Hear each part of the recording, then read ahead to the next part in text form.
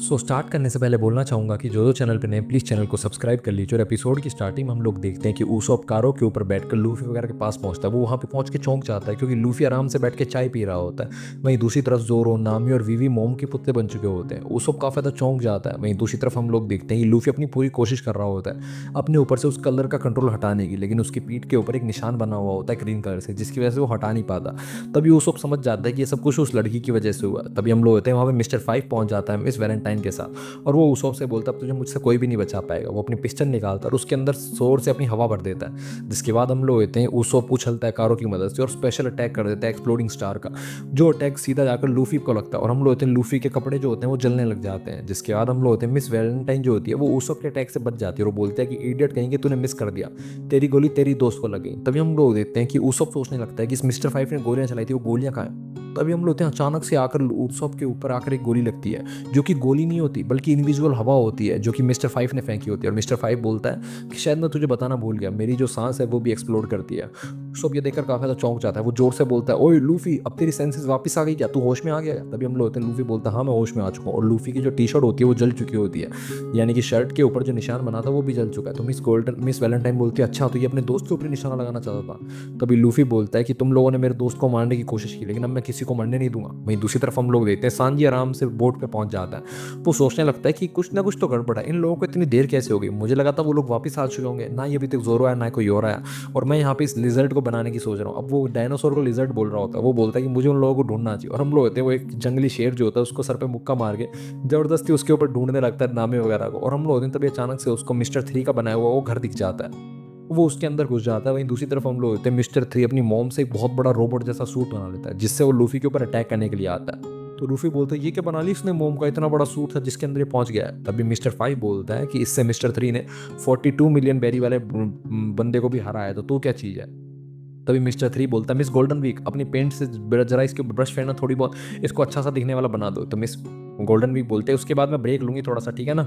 तो mister three बोलता है, हाँ हाँ बिल्कुल, मैं खुद चाहता हूँ कि आप इस सब मामले में ना पड़ो, क्योंकि अब मैं अकेला ही बहुत हूँ। मेरा जो सूट है वो ऊपर से एकदम लोहे की तरह सख्त है, ये बेवकूफ़ मेरा कुछ भी नहीं बिगाड़ पाएगा और मैं इसको खत्म कर दूंगा।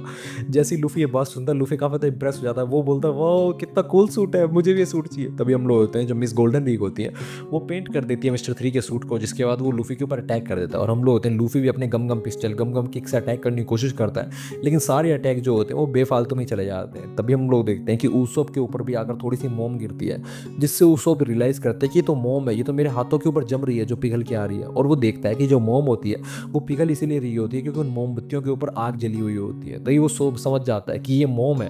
अगर जोरो वगैरह मोम के पुतले बन चुके हैं तो अगर इनको आग में ले जाया जाएगा तो इनकी मोम पिघल जाएगी। फिर वो लूफी से बोलता है कि ओए लूफी, ये कितनी भी हार्ड हो चाहे है तो आखिरकार मोम ही ना। इस बंदे का जो कवच है और ये जो जोरो वगैरह के ऊपर जो मोम लगी हुई है ये सारी पिघल सकती है अगर तू आग लगाए तो लूफी बोलता है, क्या तुम सच बोल रहे हो? तो मिस गोल्डन वीक बोलती है, हाँ ये सच बोल रहा है। तो मिस्टर थ्री बोलता है, पागल हो गया मिस गोल्डन वीक, आप इनको क्यों बता रही हो? उसके बाद वो लूफी से बोलता है कि अगर तुमने ये रियलाइज भी कर लिया है तो भी तुम्हारे पास टाइम नहीं है, तुम्हें पता है 30 सेकंड के अंदर अंदर तुम्हारे दोस्तों की दिल की धड़कनें बंद हो जाएंगी। तो उसको बोलता है, तुम चिंता मत करो, मुझे 30 सेकंड की भी जरूरत नहीं है। और हम लोग होते हैं वो अपने एक्सप्लोडिंग स्टार से दोबारा उनके ऊपर अटैक करने लगता है, लेकिन तभी वहां पर आकर आ जाता है मिस्टर फाइव और वो उसॉप के ऊपर अटैक कर देता है, जिसकी वजह से उसॉप की हालत बहुत ज्यादा खराब हो जाती है। तो लूफी बोलता है, मुझे ही सब कुछ करना पड़ेगा, और वो जोर से अटैक करने वाला होता है उन पुतलों के ऊपर। तभी हम लोग देखते हैं कि वहां पे मिस्टर थ्री आ जाता है और वो लूफी को इतनी जोर से जमीन के अंदर भिड़ा देता है कि जमीन ही हवा में उठ जाती है। वहीं दूसरी तरफ हम लोग देखते हैं कि उसॉप मरते मरते बहुत ही मुश्किल से कारो को बोलता है, कारो ये रस्सी लो और इन चारों तरफ लपेट दो इस मोम के। तभी वहां पे मिस गोल्ड वैलेंटाइन आ जाती है और वो बोलते हैं कि तुम क्या कर रहे हो, मुझे भी अपने पैर में मिलाओ ना।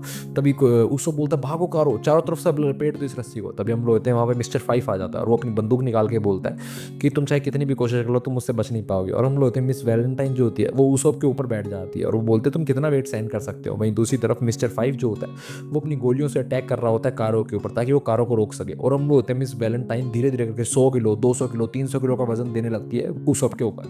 वहीं दूसरी तरफ हम लोग होते हैं लूफी अटैक करते करते मिस्टर थ्री की चोटी पकड़ लेता है जिसके ऊपर आग लगी होती है। वो बोलता है कि अगर इसको फायर की जरूरत है मोम को पिघलाने की तो मैं ये वाली फायर का इस्तेमाल करूंगा। तो उसको बोलता है, लूफी इतनी सी फायर से कुछ भी नहीं होगा, तुम मेरी काम करो। तो लूफी बोलता है, बताओ क्या करना है? तो वो बोलता है कि ये कारो ने जो रस्सी लपेटी है इन सारी मोम के आसपास, उस रस्सी को जला दो। तो लूफी बोलता है इस रस्सी को जलाने से क्या होगा? तो उसको बोलते हैं रस्सी स्पेशल है, मैंने इसको तेल में भिगो के रखा था, ये सारी काम की रस्सी है।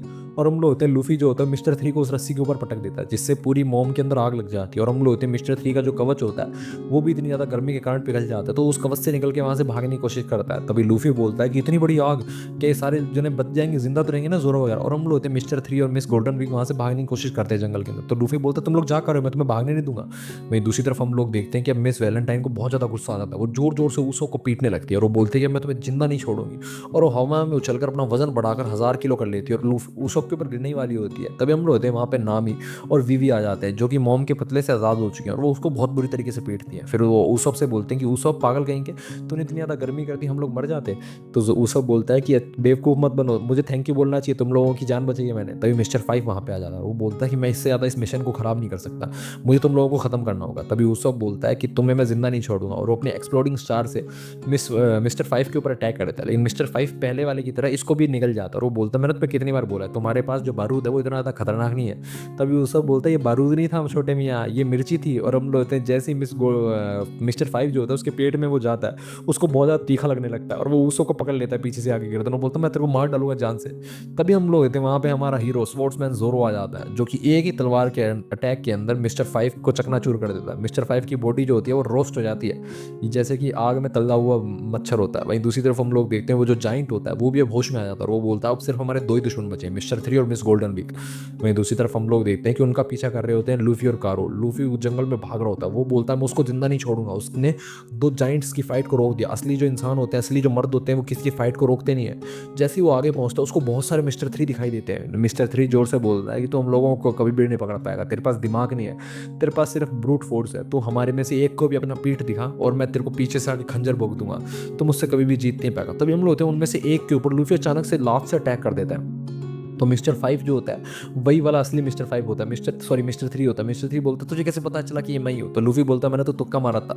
वहीं दूसरी तरफ हम लोग देखते हैं मिस गोल्डन वीक वहाँ से भाग के जाने की कोशिश कर रही होती है। तभी कारो उसको देख लेता है और उसको एक ही झटके में ठिकाने लगा देता है। वहीं दूसरी तरफ हम लोग होते हैं ये सारी फाइटिंग वगैरह चल रही होती है, और अचानक आराम से सांजी बैठकर चाय पी रहा होता है मिस्टर थ्री के कमरे के अंदर। और उसको थोड़ी देर बाद रियलाइज होता है कि मैं यहाँ पे बैठ के चाय कैसे पी रहा हूँ, मिस नामी मिस वीवी खतरे में होंगे, और वो उनको ढूंढने के लिए जाने लगता है। तो वो सोचने लगता है कि वैसे इस जंगल में इतना बढ़िया आलीशान रूम किसने बनाया। तभी वहाँ पे एक फ़ोन बजता है। जैसे ही वो देखता है तो उसको पता चलता है कि वहाँ पे एक फ़ोन भी पड़ा हुआ है, जो कि स्नेल वाला फ़ोन होता है। तो सांजी उसको उठाता है और वो बोलता है कि तुमने किसी रेस्टोरेंट में फ़ोन किया क्या, कोई रिजर्वेशन चाहिए?